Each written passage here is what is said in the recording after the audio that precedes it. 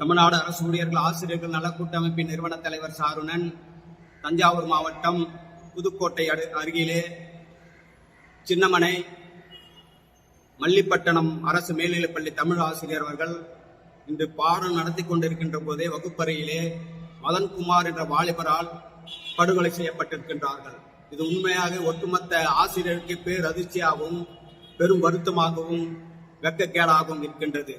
ஏனென்று சொன்னால், எப்படி மருத்துவத்துறையிலே தனி பாதுகாப்பு சட்டம் இயற்றி மருத்துவர்களுக்கு பாதுகாப்பு ஏற்படுத்தி தருகின்றார்களோ, அதுபோன்றுதான் ஆசிரியர்களுக்கும் தனி பாதுகாப்பு சட்டத்தை இயற்றி ஒட்டுமொத்த ஆசிரியருக்கும் பாதுகாப்பை அளிக்க வேண்டுமாய் இத்தருணத்திலே மாண்புமிகு தமிழ்நாடு முதலமைச்சர் அவர்களையும் மாண்புமிகு பள்ளிக்கல்வித்துறை அமைச்சர் அவர்களையும் கேட்டுக்கொள்கின்றேன்.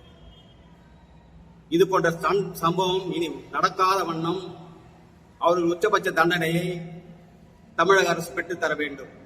அதாவது எத்தனையோ சம்பவங்கள் ஆசிரியர் மீது பழிக்கப்படுகிறது.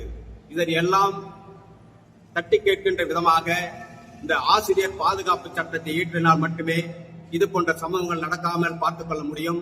ஆதலால் தமிழ்நாடு அரசு ஊழியர்கள் ஆசிரியர்கள் நல கூட்டமைப்பு சார்பாக மீண்டும் ஒரு முறை தனி பாதுகாப்பு சட்டம் கேட்டு நாங்கள் கோரிக்கை வைக்கின்றோம். ஒட்டுமொத்த ஆசிரியர்களுக்கும் இது பேர் அதிர்ச்சியாக இருக்கின்றது.